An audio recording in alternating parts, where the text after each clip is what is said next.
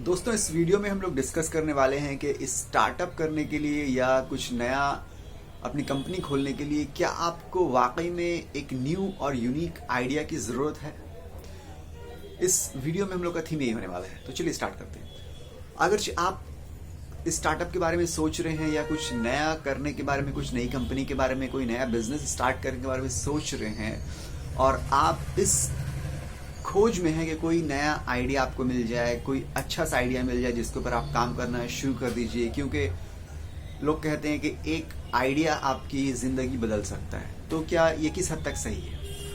देखिए, सबसे पहली बात तो ये कि किसी भी नए स्टार्टअप को शुरू करने के लिए ये ज़रूरी नहीं है कि आपका आइडिया बिल्कुल ब्रांड न्यू हो, यूनिक हो। ये कोई ज़रूरी नहीं है।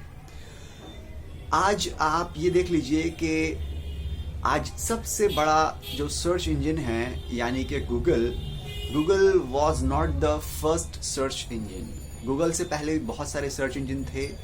ask.com था, excite.com था, याहू भी एक बहुत फेमस, बहुत अच्छा सर्च इंजन रह चुका है।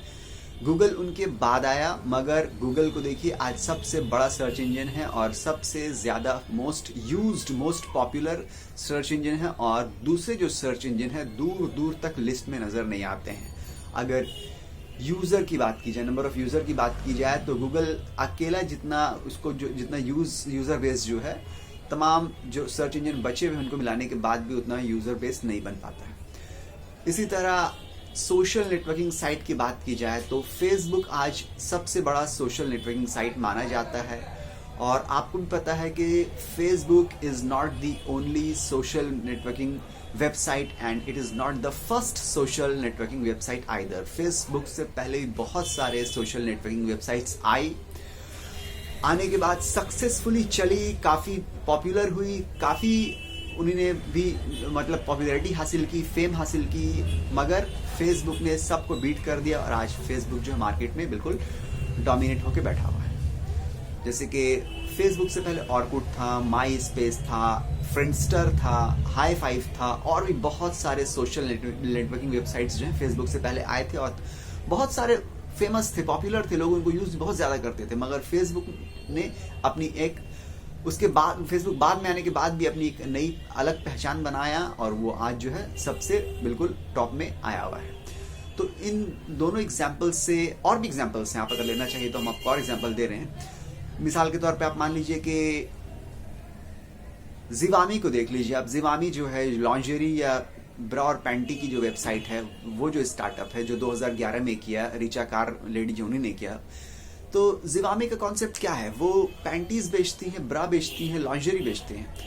तो क्या पहले पैंटी, ब्रा, लॉन्जरी क्या ऑनलाइन नहीं मिलता था? बिल्कुल मिलता था। अमेजोन पे मिलता था, फ्लिपकार्ट पे मिलता था। मगर उन्होंने क्या किया, उसको हल्का सा रीशेप कर दिया, एक स्पेसिफिक वेबसाइट, एक स्पेसिफिक कैटेगरी के साथ और कुछ ज़्यादा वैरायटी के साथ, और ज़रा सा उसको शेप अप किया उन्होंने और एक अपना बहुत सक्सेसफुल ब्रांड बना दिया। मोमो की बात कीजिए अगर आप, तो क्या पहले मोमो नहीं मिलते थे? बिल्कुल मिलते थे मोमो। मोमो ने क्या किया, पहले मोमो जो मिलते थे वो जनरल मिलते थे। जहाँ भी आप रेस्टोरेंट में जाइए तो आपको, जो स्नैक्स बार में जाइए तो आपको दूसरी चीज़ों के साथ मोमो भी एक डिश हुआ करती थी। उन्होंने क्या किया, सिर्फ स्पेसिफिक मोमो के ऊपर एक ब्रांड बना दिया, उसकी वैरायटी निकाली, सिर्फ मोमो। उनका थीम जो है स्टार्टअप का मोमो है। तो इस तरह से ज़रा सा लोगों ने उसको इम्प्रोवाइज किया और एक थीम को लेके पकड़े और उसको ज़रा से शेप अप किया और एक अपना नया सक्सेसफुल ब्रांड बना दिया।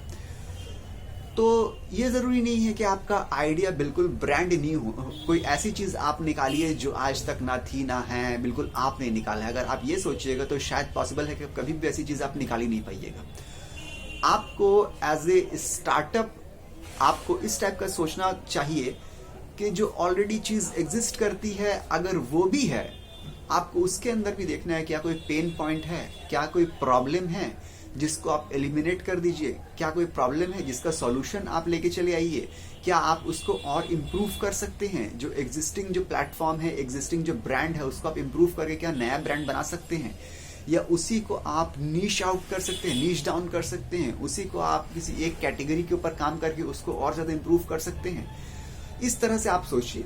You don't have to have a very unique and new idea every time you think of a startup. आप कभी हर वक्त आप स्टार्टअप के बारे में सोचिए तो आप ये मत सोचिए कि हमको जरूरी है कि एक नया ब्रांड न्यू आइडिया मिले। एग्जिस्टिंग आइडिया पे भी, जो ऑलरेडी आइडिया मौजूद है उसके ऊपर भी आप काम कर सकते हैं। आपको उसी आइडिया को कुछ एक्स्ट्रा वैल्यू ऐड करना पड़ेगी उसमें।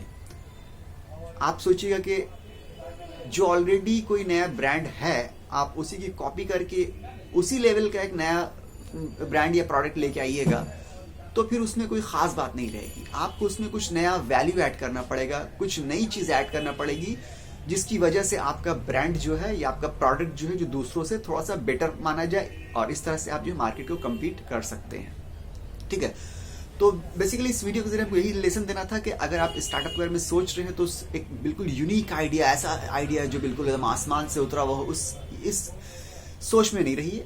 आप जो एग्जिस्टिंग जो चीजें हैं, जो ब्रांड्स हैं, जो कंपनीज हैं, आप उसमें भी लूप होल ढूंढ सकते हैं। आपको अगर नजर आए कि ये प्रॉब्लम है, आप उसको उसके सॉल्यूशन के साथ उसको सॉल्व करिए और अपना नया ब्रांड जो है उसके सॉल्यूशन के साथ आप लॉन्च कर सकते हैं। ठीक है, मिलते हैं अगले वीडियो में, जब तक के लिए गुड बाय।